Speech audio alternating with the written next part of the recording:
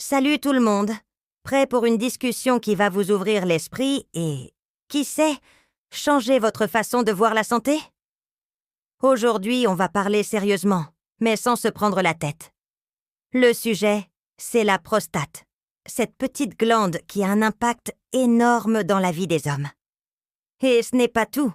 On va plonger dans la manière dont l'autoplaisir peut influencer sa santé, avec des études scientifiques, des anecdotes surprenantes et, bien sûr, quelques théories qui vont vous faire réfléchir.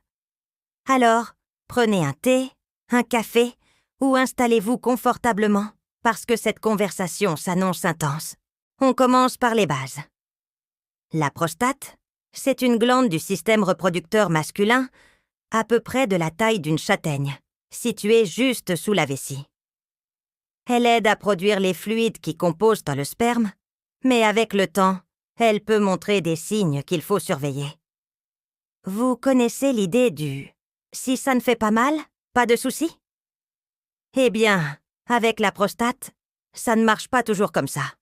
Elle peut grossir, causer des inconforts ou même des complications plus graves, comme l'hyperplasie bénigne de la prostate, HBP, une augmentation non cancéreuse qui touche beaucoup d'hommes après 50 ans. Mais voici la partie intéressante. Des études suggèrent que l'autoplaisir régulier pourrait être un allié pour prévenir ces problèmes. Par exemple, une étude publiée par la Harvard Medical School, et je vous jure, je n'invente rien, a montré que les hommes qui ont une fréquence plus élevée d'éjaculation, que ce soit par l'autoplaisir ou lors de moments intimes, ont un risque moindre de développer des problèmes de prostate, y compris le cancer de la prostate. D'autres recherches confirment que stimuler la prostate permet de nettoyer les fluides accumulés, qui, s'ils stagnent, peuvent te provoquer des inflammations ou des infections. C'est un peu comme un entretien naturel du corps, vous voyez? Imaginez une canalisation. Si vous ne l'utilisez pas, elle s'encrasse. Mais si vous maintenez le flux, tout fonctionne mieux. Et là, j'ai une première théorie. Et je veux votre avis dans les commentaires. Et si le corps humain était conçu pour utiliser le plaisir comme un outil de santé? Je veux dire, imaginez, la nature crée un mécanisme qui est agréable et bénéfique? Parce que, soyons honnêtes, notre organisme est une œuvre d'art. L'autoplaisir ne fait pas que soulager les tensions. Il améliore la circulation dans la région pelvienne, réduit le stress et donne même un coup de boost à l'humeur. Est-ce un indice de la biologie pour qu'on prenne soin de nous sans même s'en rendre compte? Ou est-ce plus simple, comme si le corps nous disait « Hé, bouge, garde tout actif ». À vous de me dire ce que vous en pensez. Et ce n'est pas fini. En plus des bienfaits physiques, l'autoplaisir est aussi un cadeau pour le bien-être émotionnel. Des études en psychologie, et j'en ai lu pas mal parce que je suis curieuse, montrent qu'il libère des endorphines, ces hormones du bonheur, et aide à réduire le stress. Et, les amis, s'il y a une chose que j'ai apprise, c'est que le stress est le pire ennemi de la santé. Il perturbe le sommeil, l'humeur, le système immunitaire. Et bien sûr, il peut aussi affecter la prostate.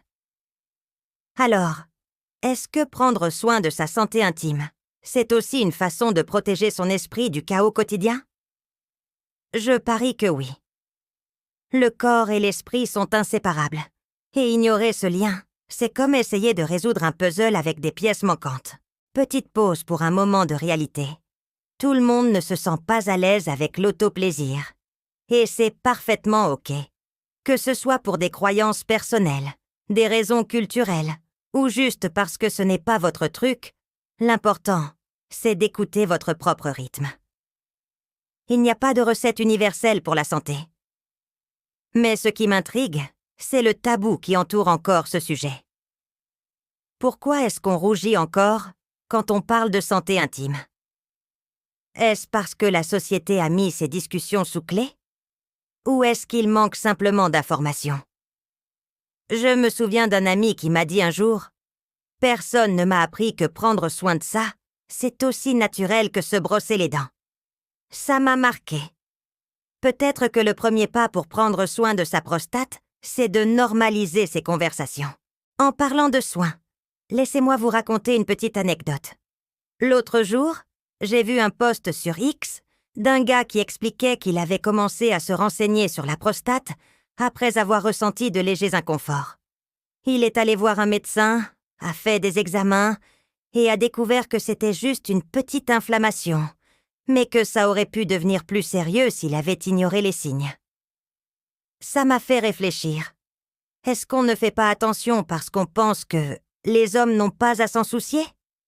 Ou est-ce qu'il manque quelqu'un pour dire « T'inquiète, tout va bien, mais prends soin de toi ».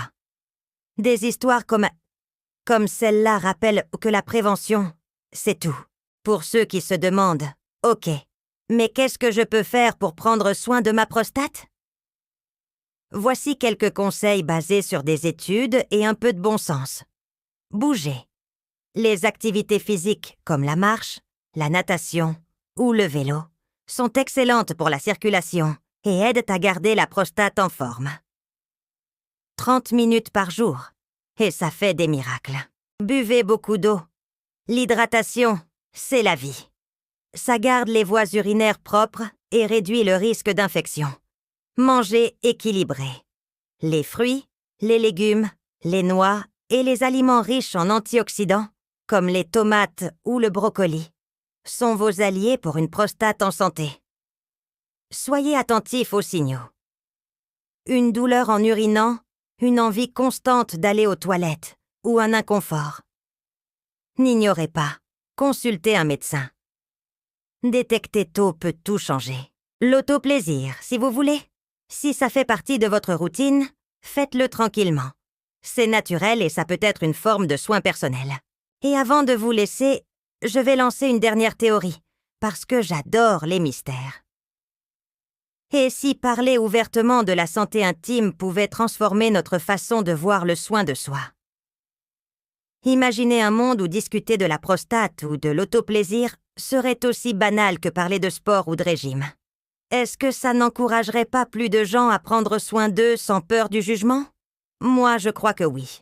Briser les tabous, c'est comme ouvrir une porte vers un soin plus conscient. Et qui sait, une vie plus épanouie. Alors, qu'est-ce que vous avez pensé de cette discussion? Dites-moi tout dans les commentaires. Est-ce que vous connaissiez ces études? Vous avez une anecdote ou une théorie à partager? Et si vous avez aimé, n'oubliez pas de laisser un petit like, de vous abonner à la chaîne et de partager avec ceux qui pourraient en avoir besoin. On va répandre l'information et le soin autour de nous. À la prochaine et prenez soin de vous, avec amour, sagesse et une touche de curiosité. À bientôt tout le monde!